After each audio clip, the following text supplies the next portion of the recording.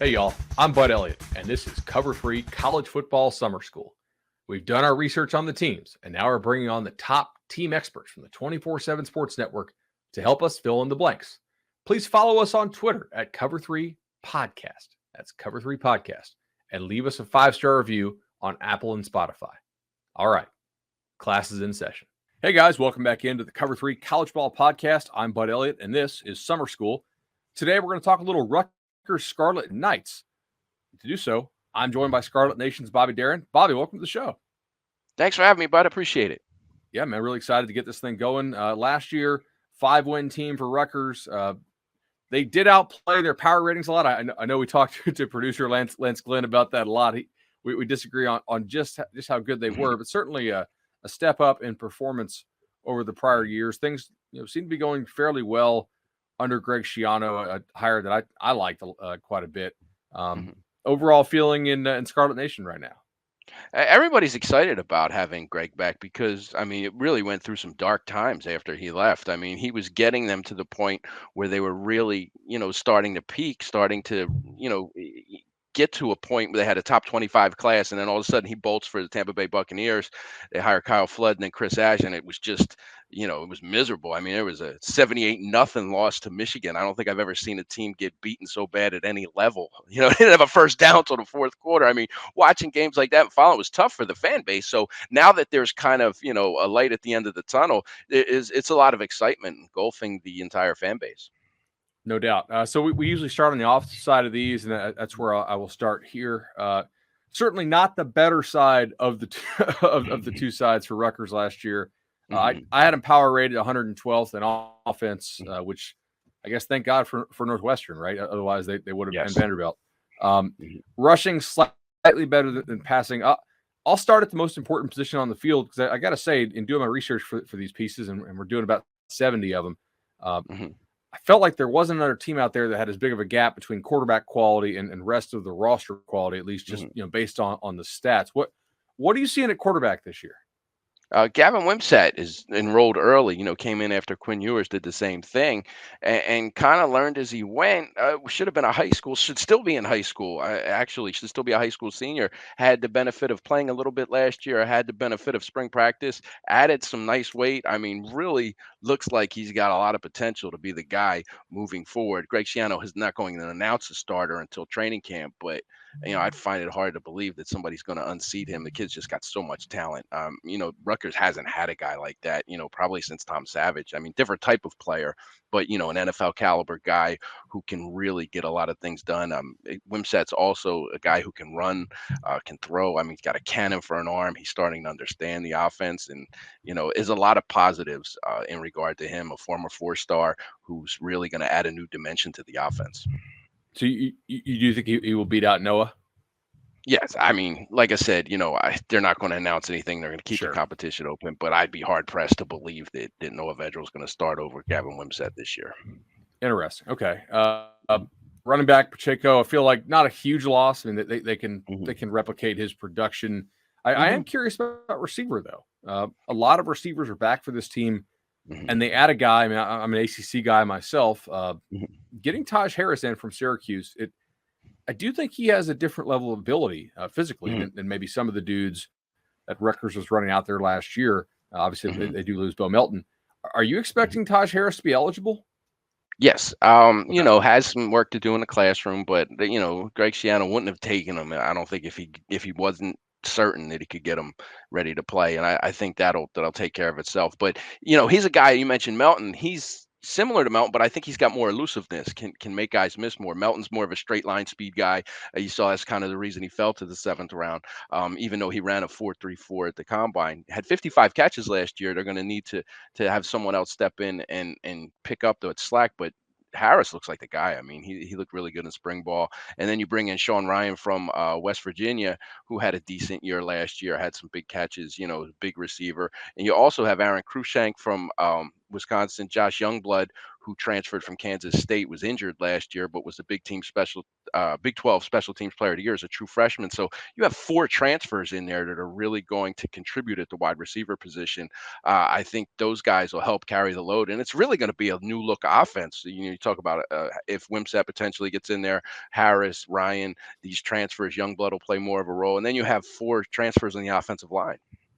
For sure. I was going to ask you about that. The offensive Mhm. line, just surface numbers, they do lose a lot from last year, but they get four Mhm. transfers in.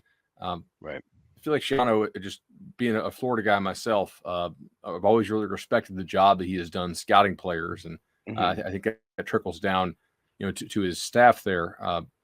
Is there a chance this offensive line is better with these transfers than it was last year? Yeah, and last year they started 10 offensive linemen over the course of the season. There was never 3 games they started the same five, so it was always a different. They were just kind of throwing stuff at the wall and hoping it sticks. So now you have some continuity with these guys coming in, or building continuity, I should say. And I think you'll see the same starting five throughout the season. I would expect at least 3 of those 5 transfers to start on the offensive line. All have previous starting experience. Curtis Dunlap started at Minnesota. You have Willie Tyler started at Louisiana Lafayette, and J.D. Dorenzo was at Sacred Heart, but he was an All-American there. Had a lot of big-time offers as he made the jump up. So those 3 guys, I think, are really going to play a difference on the offensive line. And really, I mean, last year you talked about Pacheco. He sometimes he'd have to break 3 or 4 tackles to get back to the line of scrimmage. It was just there was no go with the offensive line. And when you start 10 different guys, I mean, that says something right there. So I think they're going to be better up front, and they have to be with establishing a running game and keeping a guy like Wimsatt healthy. That's cool. They're bringing in Dunlap. I've known Curtis since he was probably Mhm. 15. I would say, Oh yeah, he wanted to be a marine biologist, and I always thought, yeah. like, damn, Curtis, like in high school, you're damn near 400 pounds. They make wetsuits that for that big, but that's awesome. He's got to be a grad transfer now, right? I would think. Yeah, It's been so yeah, long and he's ago. still got 2 years. I mean, with all with the extra year and Oh, the everything, COVID and year. yeah, and so he's still got 2 years to play. And real nice kid, talkative kid. I spoke to him after practice and in the spring, and it seemed like a nice addition. Yeah, no, he's a super nice kid. Mhm, Let's go ahead to the other side of the ball now with the defense. Usually Greg Schiano's trademark, mhm, and it was much better than the offense. For people at home who didn't watch Rutgers, I had him 45th in my power ratings for defense. mhm, Really good run defense. Pass defense, I actually thought was kind of like low key terrible when you factored in the quality of quarterbacks they played. They did mhm, play Ohio State and Michigan, obviously, who could chuck it around pretty mhm, well, but they also Temple, Northwestern, Delaware, Illinois, Indiana. mhm. That was Penn State without Sean Clifford, I Yes. think, Mhm. and then Yeah. and in Syracuse. Yeah, I'm looking at, like, I had Mhm, their QB's face rating mhm, as poor, and so I didn't like the performance they had pass game wise, against mhm, that quality of QB they faced.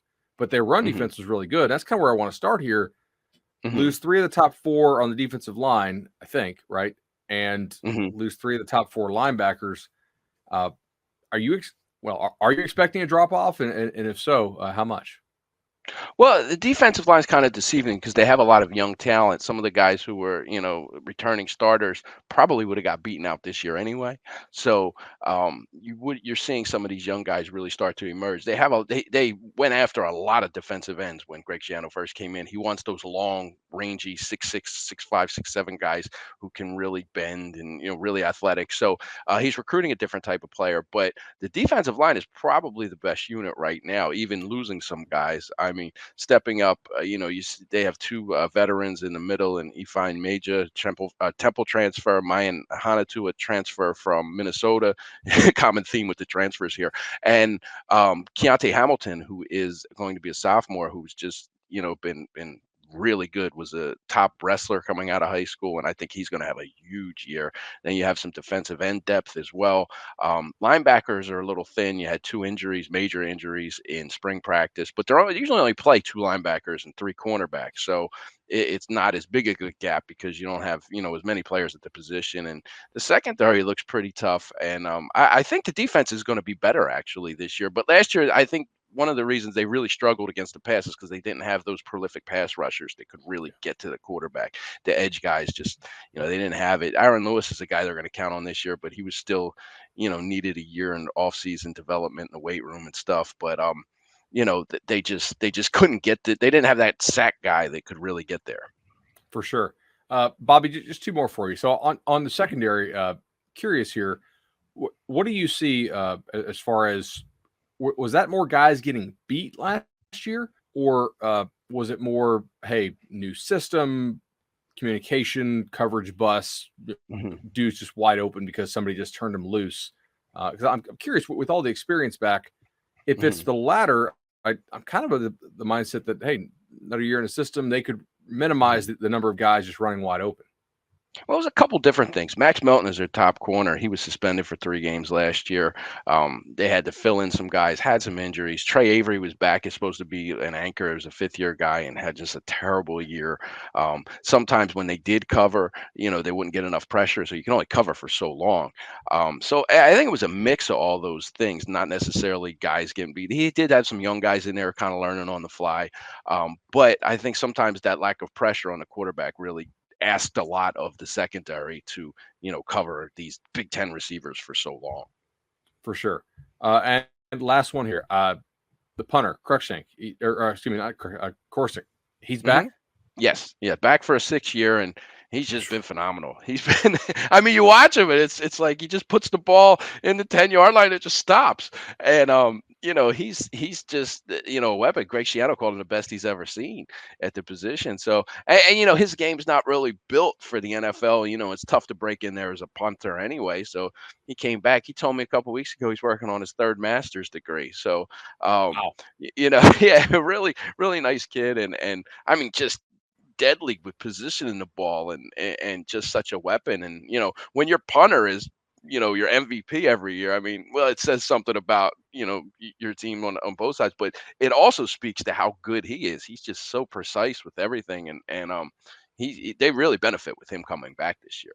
We talk a lot of betting angles on this show, and typically special teams are not that huge of a part of the game. I know coaches are like, oh, it's 1/3, 1/3, 1/3. That's just not true. But on the extreme margins, they really can impact an outcome, a spread, something you have to consider. I feel like if you weren't accounting for the hidden field position edge that Rutgers was gaining last year through the punting game, you were probably making a mistake. Similar like to how another team in the conference wearing red, Nebraska, was, I think, my worst punting team in the entire country. And if you didn't account for that, like they literally lost the Michigan State game because the kid hit the ball to the wrong side of like nobody was over there, and the guy could have done cartwheels into the end zone. So, Bobby, really appreciate it. Everybody just check out Scarlet Nation, up and coming program here with Rutgers. I just feel like they're on great footing with Greg Schiano, and Bobby does all the great coverage over there. Really appreciate you coming on. All right. Thanks for having me, bud. I appreciate it. All right. That's the bell. Cover 3 College Football Summer School is over for today, but don't worry. We'll be back soon with even more episodes filling you in on the top teams in college football. Please give us those 5-star reviews on Apple Podcasts and Spotify. Follow us on YouTube and on Twitter at Cover 3 Podcast, and we'll see y'all soon.